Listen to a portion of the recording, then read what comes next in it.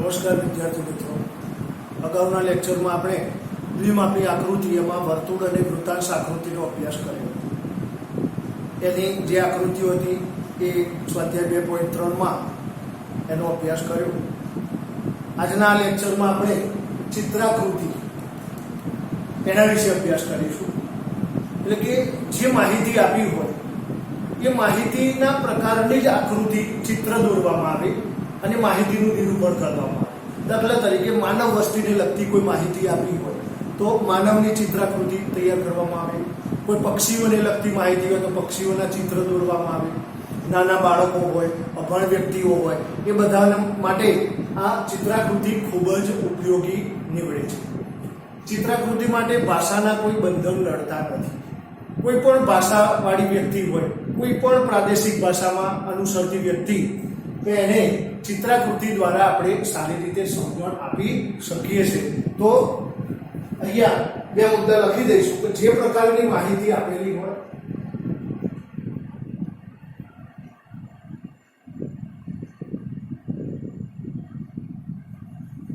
તે મુજબના ચિત્રો દ્વારા માહિતીની રજૂઆત કરવામાં આવે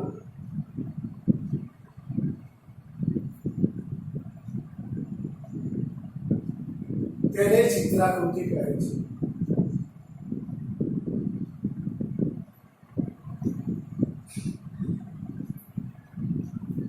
તો ચિત્રાકૃતિ લોકોનું ધ્યાન જલ્દી આકર્ષી લે છે, બરોબર છે. ઓછું ભણેલ વ્યક્તિ તથા નાના બાળકો ને માહિતી સમજાવવા માટે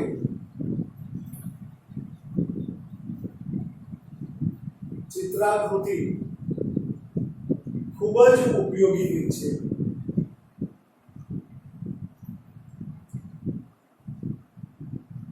ચિત્રાકૃતિને ભાષાના બંધનો નડતા નથી.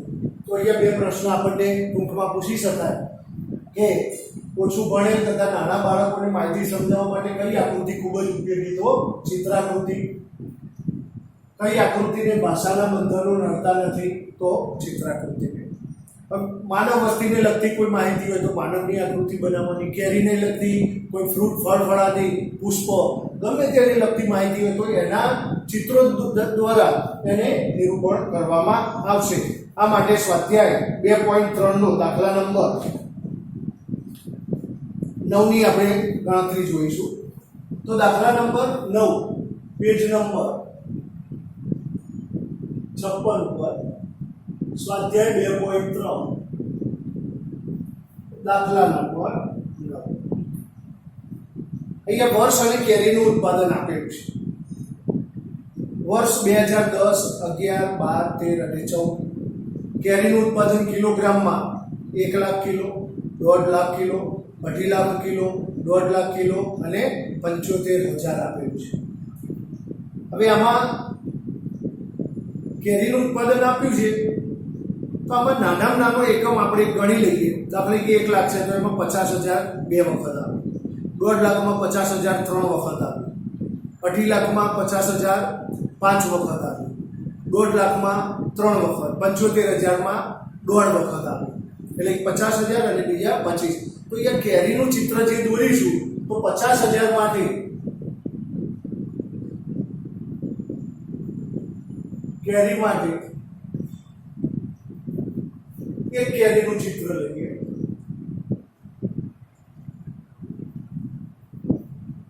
એક લાખ કેરી માટે 2, 1.5 લાખ માટે 3. તો અહીંયા આપણે લખીશું વર્ષ કેરીનું ઉત્પાદન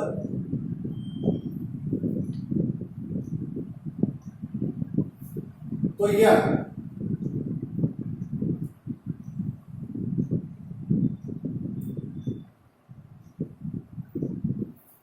વર્ષ 2010, 2011, 2012, 2013, 2014. 50,000 કેરી માટે એક કેરીનું ઉત્પાદન. હવે 1 લાખ હતા તો આપણે કેટલી કેરીઓ દોરીશું? તો અહીંયા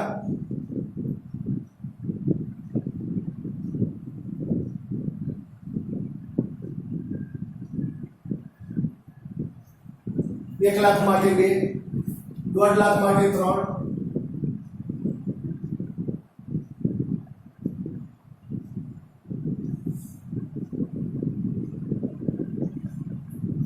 ત્યારબાદ 2012 માં 2.5 લાખ છે.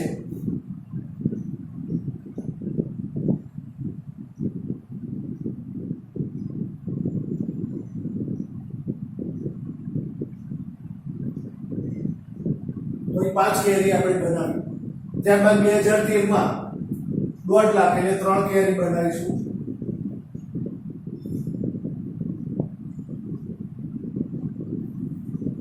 ત્યારબાદ 2014 માં 75,000 છે એટલે પહેલા 50,000 માટે એક કેરી અને અહીંયા અડધી કેરી દર્શાવીશું. તો આ પ્રમાણે 50,000 કેરી માટે એક કેરીનું ચિત્ર તો અહીંયા દર્શાવી દીધું. તો દાખલા નંબર 9 ની વાત થઈ. એ જ રીતે દાખલા નંબર 10 આપેલો છે. વીજળીના ગોળા બનાવતી 2 જાણીતી કંપનીના ઉત્પાદનના આંકડા નીચે મુજબ છે, તેને ચિત્રાકૃતિમાં નિરૂપણ કરો. એટલે દાખલા નંબર 10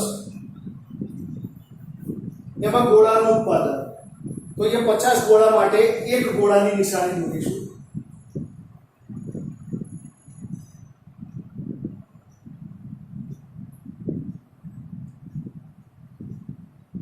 ચિત્ર દોરતા તો 50 હોય ત્યાં 1, 100 હોય ત્યાં 2, બરોબર. 175 હોય ત્યાં આપણે 3.5 કરી દઈશું. કારણ કે 50, 50 અને ફરીથી 3 વખત 50 અને પાછા 25, પોણા 200 થયા 175 માં એટલે 3.5 થશે. 200 માં 4 ગોળા. તો એ પ્રમાણે તમે અહીંયા વર્ષ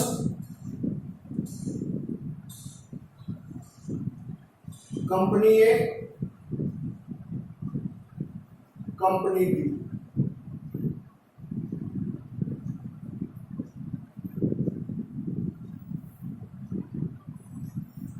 તો 2012, 2013, 2014, 2015. હવે 2012 માં કંપની A માં એક જ ગોળો,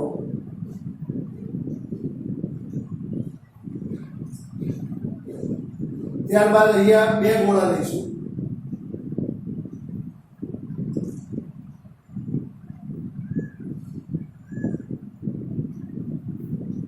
એ રીતે 175 માં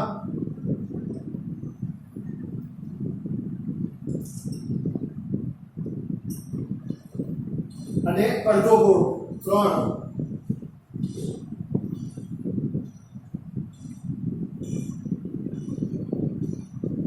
અડધો ગોળો આ રીતે 200 માં 4,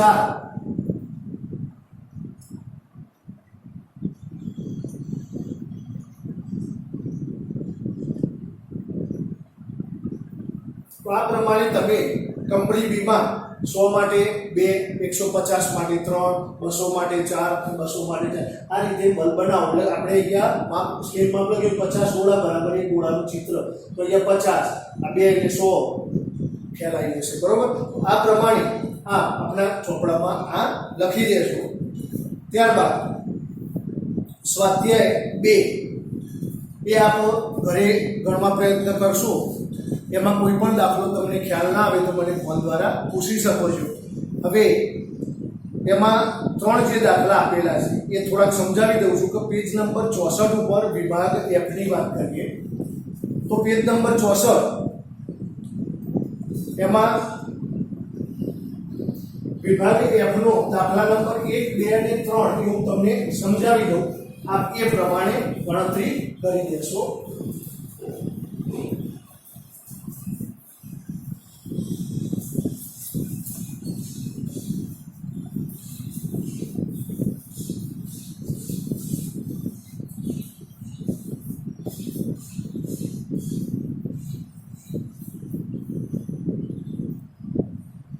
વિદ્યાર્થી મિત્રો અહીંયા વિભાગ F પેજ નંબર 64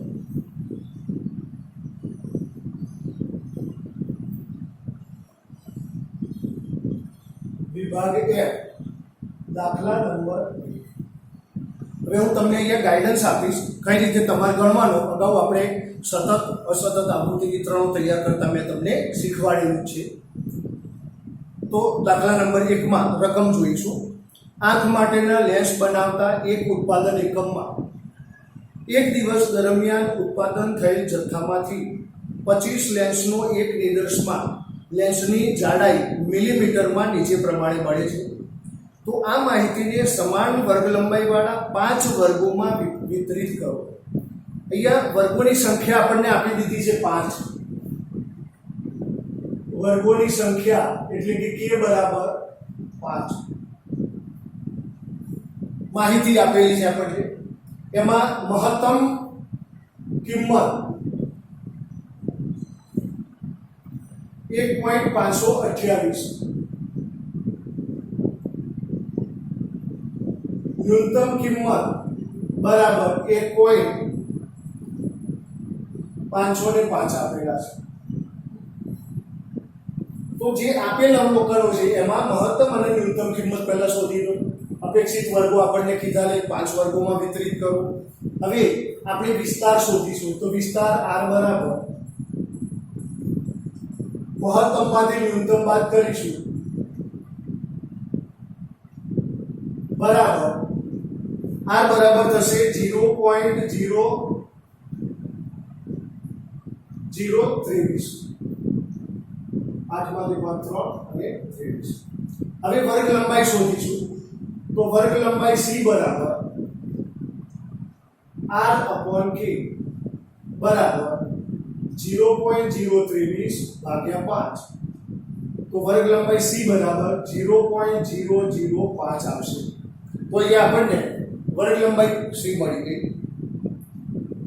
હવે આના ઉપરથી આપણે વર્ગીકૃત માહિતીમાં નિરૂપણ કરીશું. એટલે સતત નિવારક આવૃત્તિ વિતરણ બનાવીશું. હેડિંગ આપીશું આપણે લેન્સની જાડાઈ દર્શાવતું નિવારક સતત આવૃત્તિ વિતરણ. હેડિંગ આપજો. આ સેલ્ફ આ દાખલો કરવાનું રહેશે. તો પછી હેડિંગ આપીશું લેન્સની જાડાઈ દર્શાવતું નિવારક સતત આવૃત્તિ વિતરણ. પહેલો વર્ગ વિદ્યાર્થી મિત્રો કયો આવશે? તો ન્યૂનતમ કિંમતનો સમાવેશ થાય. વર્ગ લંબાઈ 0.05 રહે એ રીતનો પહેલો વર્ગ આપણો થશે. તો 1.505 બરોબર એમાં સમાવેશ થાય. પહેલો વર્ગ આપણો થશે 1.505 થી એમાં 5 ઉમેરો એટલે 1.510. પછી એમાં 0.005 ઉમેરતા રહીશું આપણે વર્ગ લંબાઈ. એટલે બીજો વર્ગ આવશે 1.510 થી 1.515. આ રીતે તમે વર્ગ અને આવૃત્તિ ચિહ્ન અને ત્યારબાદ આવૃત્તિ f એનું નિરૂપણ કરશો. તો આ દાખલો આપ આ રીતે પૂર્ણ કરશો. હવે દાખલા નંબર 2 ની સમજૂતી આપું.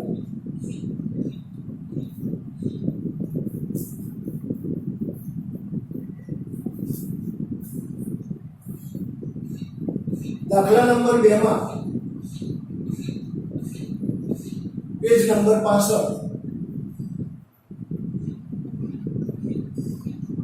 શેર બજારમાં એક શેરના બંધ ભાવ 30 દિવસ માટે નીચે મુજબ છે. આ માહિતી પરથી એક વર્ગ સીમા 18.5 થી 20.5 હોય તેવું નિવારક સતત આવૃત્તિ વિતરણ તૈયાર કરો. અહીંયા આ માહિતી પરથી એક વર્ગની વર્ગ સીમા 18.5 20.5 હોય એટલે એક વર્ગ અહીંયા આપી દીધેલો છે. સૌથી પહેલું આપણે શું કરીશું? તો મહત્તમ અને ન્યૂનતમ કિંમત શોધી દઈએ. તો મહત્તમ કિંમત બરાબર 20.80, ન્યૂનતમ કિંમત બરાબર 10.50. એક વર્ગ આપણને આપી દીધો છે. એક વર્ગ કયો છે? તો 18.5 થી 20.5. તો વિદ્યાર્થી મિત્રો આપણે જોઈ શકો છો કે વર્ગ લંબાઈ કેટલી થશે? વર્ગ લંબાઈ બરાબર 2 થાય. તો આપણે પહેલું એવું એવો વર્ગ પસંદ કરો કે જેમાં ન્યૂનતમ વર્ગનો સમાવેશ થઈ જતો હોય તો 10.50 થી વર્ગ લઈશું તો પહેલો વર્ગ આપણો નક્કી થશે 10.50 થી, એમાં બે વર્ગ લંબાઈ ઉમેરો એટલે 12.50, એમાં 12.50 થી બીજા બે વર્ગ લંબાઈ ઉમેરીએ એટલે 14.50.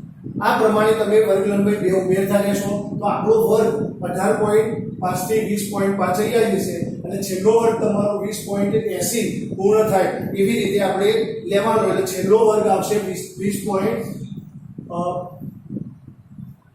થી 20.5 થી છેલ્લે 22.5 પૂર્ણ થશે. તો આ પ્રમાણે તમે વર્ગ બનાવશો, આવૃત્તિ ચિહ્ન લખશો અને ત્યારબાદ આવૃત્તિ f શોધી કાઢશો. તો આ પ્રમાણે દાખલા નંબર 2 પણ આપ પૂર્ણ કરશો. હવે દાખલા નંબર 3 ની સમજૂતી હું આપી દઉં. દાખલા નંબર 3, એક કારખાનાના માલિક દરરોજ ઘર વપરાશમાં ઉપયોગી હોય તેવા 50 મિક્સરનું ઉત્પાદન કરવાનું નક્કી કર્યું હતું, પરંતુ કારીગરોની સંખ્યામાં બદલાવને કારણે દરરોજ જુદી જુદી સંખ્યામાં મિક્સરનું ઉત્પાદન થતું હતું. 40 દિવસ દરમિયાન ઉત્પાદનમાં થતા ફેરફારો નિશ્ચિત સંખ્યા 100 ની સાપેક્ષમાં નીચે પ્રમાણે નોંધવામાં આવ્યા હતા. તે પરથી કોઈ એક વર્ગની મધ્ય કિંમત 3, અહીંયા આપણને મધ્ય કિંમત આપેલી છે, કોઈ એક વર્ગની મધ્ય કિંમત 3 આપેલી છે અને તે વર્ગની વર્ગ લંબાઈ 6 આપેલી છે. તો સૌથી પહેલું તો આપણે આ વર્ગ શોધીશું. તો અધર સીમા બરાબર મધ્ય કિંમત માઈનસ વર્ગ લંબાઈ ભાગ્યા 2 બરાબર 3 પ્લસ 6 ભાગ્યા 2. તો 3 માઈનસ 3 બરાબર 0. તો અધર સીમા અહીંયા 0 થશે. એ જ રીતે ઉર્ધ્વ સીમા બરાબર મધ્ય કિંમત પ્લસ વર્ગ લંબાઈ ભાગ્યા 2 બરાબર 3 પ્લસ 6 ભાગ્યા 2. 3 પ્લસ 3 બરાબર 6. તો એક વર્ગ આપણને મળી જશે 0 થી 6. હવે ખાસ ધ્યાન રાખીશું, એક વર્ગ તો આપી દીધો, વર્ગ લંબાઈ 6 થશે, પરંતુ આમાં મહત્તમ અને ન્યૂનતમ કિંમત આપણે શોધીશું. તો મહત્તમ અને ન્યૂનતમ કિંમત કેટલી થશે? તો આપેલી છે અવલોકનોની કિંમતો છે, એમાં ન્યૂનતમ કિંમત -10 આપેલી છે અને મહત્તમ કિંમત 23 આપેલી છે. તો ન્યૂનતમ કિંમતનો સમાવેશ થાય એવો પહેલો વર્ગ આપણે શોધીશું. તો પહેલો વર્ગ એવો શોધો કે જેમાં -10 નો સમાવેશ થતો હોય અને આપણો આ વર્ગ પણ જળવાવો જોઈએ. તો આનાથી આપણે નીચે ઉતરીએ તો 0 થી -6, -6 થી -12. તો પહેલો વર્ગ આવશે -12 થી -6, -6 થી 0, 0 થી 6, 6 થી 12, 12 થી 18. આ રીતે હવે આવૃત્તિ ચિહ્ન દોરશો અને ત્યારબાદ આવૃત્તિ. તો આ પ્રમાણે આ જો વર્ગ આપણો સમાવેશ થઈ ગયો, 0 થી 6 નો એક વર્ગ મળી ગયો, ન્યૂનતમ કિંમતનો પણ એક સમાવેશ થઈ જશે, ત્યારબાદ મહત્તમ કિંમતનો સમાવેશ થાય એવી રીતે. તો અહીંયા 18 થી 24 એમાં અહીંયા વર્ગ આપણો પૂર્ણ થઈ જશે. તો અહીંયા 23 નો સમાવેશ થશે. આ પ્રમાણે આવૃત્તિ ચિહ્ન તૈયાર કરશો, ત્યારબાદ આવૃત્તિ મળશે. વિદ્યાર્થી મિત્રો, અહીંયા પ્રકરણ 2 પૂર્ણ કરીએ છીએ. બાકીના દાખલા જે રહ્યા છે એ આપ આપના ચોપડામાં ગણી લેશો. કંઈ પણ તકલીફ થાય તો આપ ફોન દ્વારા મને પૂછી શકો છો.